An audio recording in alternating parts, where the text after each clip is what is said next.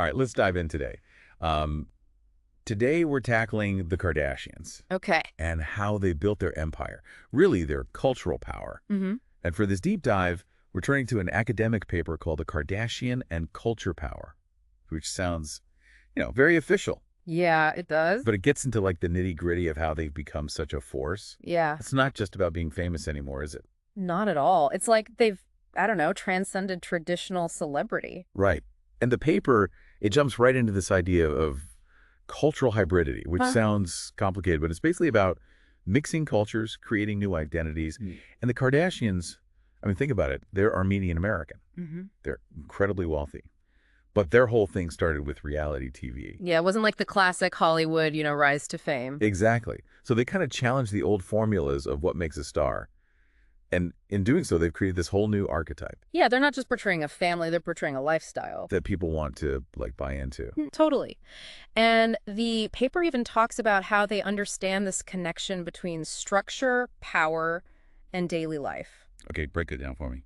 So it's like they've weaponized the mundane, everything they do, their personal lives, it's all part of their business. It's always on display. Constantly. Social media, the show, it's this never-ending stream of their lavish lifestyle. But they make it seem accessible somehow. Right, like you could have it too, which Right. creates this, I don't know, aspirational pull. It's so smart, though. Think back to when they started. Were other families doing this whole oversharing as a brand thing? Not really, they kind of pioneered it. And the paper, it ties all of this into the massive global entertainment economy. I mean, Mhm. this stat blew my mind. Americans spend more on entertainment than clothes or healthcare. Wow, that's a lot of keeping up. Right. So it shows you how much we value, I don't know, like escapism, entertainment. Absolutely. And the Kardashians, they've positioned themselves perfectly in the middle of that. They've taken their celebrity, their huge social media following, over 300 million, by the way, and they've turned it into this brand with like global reach They're basically a walking billboard. in a way. Yeah. But it's not just about, pushing products. They set trends. Oh, absolutely. Their economic influence is undeniable.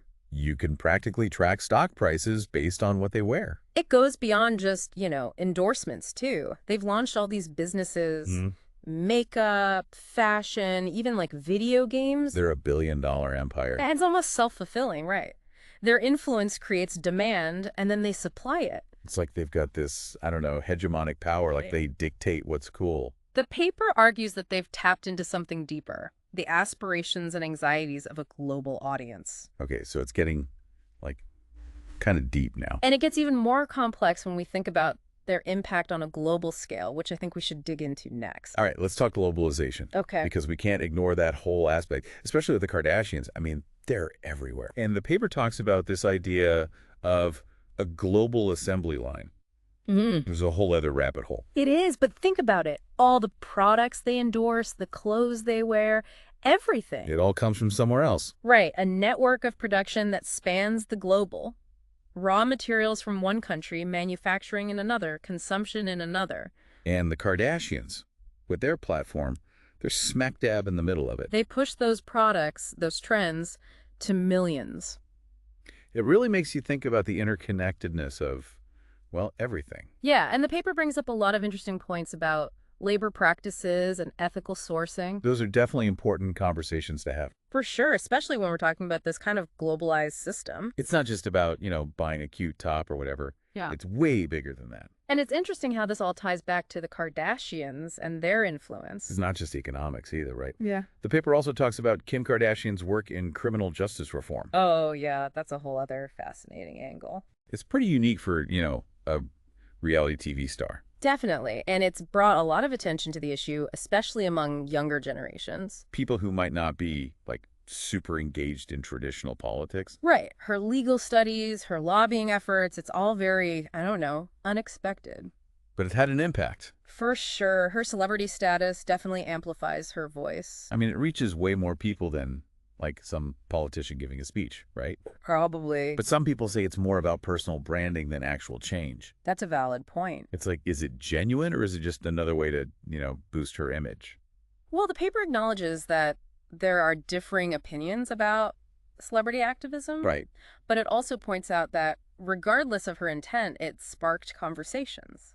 So even if it's Like partly for show, it could still be a good thing. Potentially, yeah. It's brought awareness to an issue that might have otherwise been overlooked. Okay, so it's complicated. It is. But it's definitely an interesting example of how celebrity can intersect with, well, everything. It's not just about fashion and makeup anymore. Right, now it's politics, social justice, even global economics.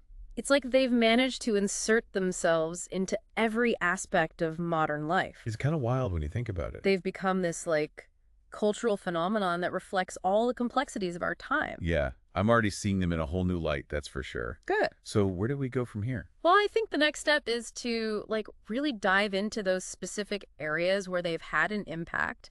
How have they shaped the global economy? What are the implications of their political engagement? And what does all of this tell us about influence and cultural power? Right. Like, what's the bigger picture here? Exactly. Okay, I'm ready to keep digging. We'll explore those questions further when we return. Mm-hmm. We were talking about Kim Kardashian and criminal justice reform before the break. Right. And how she's kind of made it part of her brand.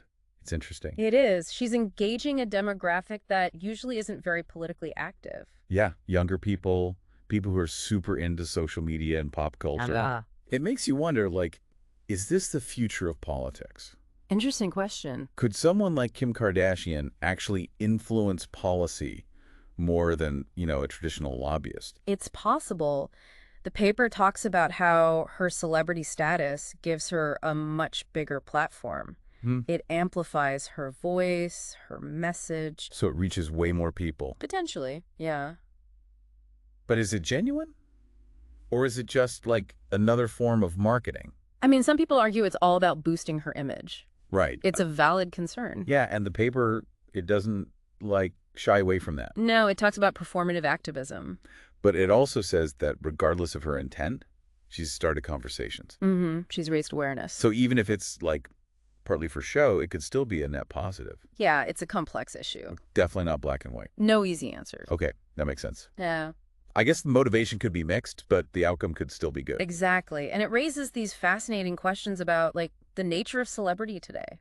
And how it shapes public discourse. Okay, so shifting gears a bit. The paper also mentions this idea of a global assembly line and how the Kardashian empire is kind of tied to that. Can you explain that a little more? Sure. Think about all the products they're associated with, right?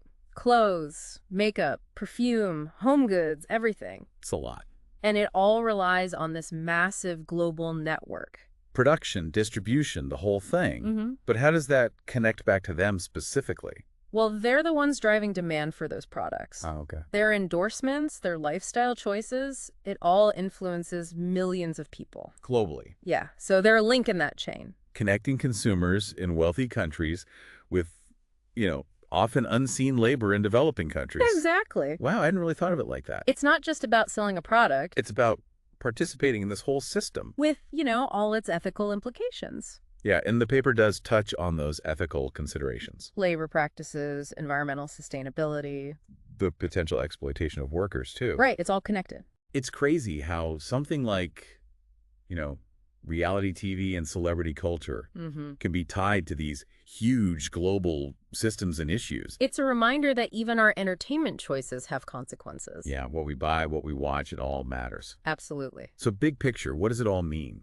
What's the takeaway from this whole Kardashian deep dive? Well, I think they offer a really interesting lens to view cultural power in the 21st century. Okay. They embody this intersection of celebrity, consumerism, globalization, and they force us to confront some uncomfortable truths about our own values, Yeah, I'm definitely rethinking my own relationship with, celebrity culture. And consumerism. Yeah, for sure. And that's a good thing. It is. The paper encourages critical thinking. Not just blindly accepting things. Exactly. It's about understanding the forces at play. The ethical implications. And considering our own role in these systems. So, what's next? What else should we be thinking about as we wrap this up? Well, we've talked about their economic and political impact. Their influence on global systems. So I think the next step is to explore, the psychological and sociological implications of their success. What do you mean by that?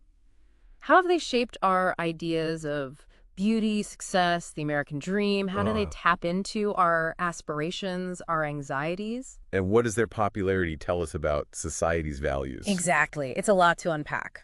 It is, but I'm definitely intrigued. I'm ready to dive into those aspects next.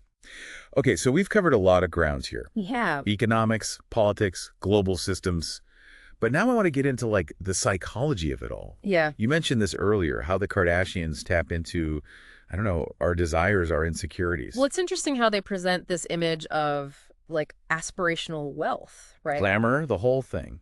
But at the same time, they try to seem relatable. Like they're just normal people. They share their struggles, their insecurities, even really private stuff. It's like, we're just like you, but richer. Yeah, and with way better clothes. Exactly. And that creates this weird sense of intimacy, right? Like, you know them. Like they're your friends almost. Mm-hmm. But how much of it is real? How much is calculated? That's the big question. The paper uses this term, calculated authenticity. Okay, what does that even mean? Basically, it means that even their personal moments are, like, curated. So it's not fake, but it's not, like, totally real either. It's a constructed narrative designed to appeal to our desires. For wealth, for beauty. Love, acceptance, the whole package. And it clearly works. I mean, people buy into it. Hook, line, and sinker. Yeah, it's the power of marketing and branding. They've created this image that feels attainable.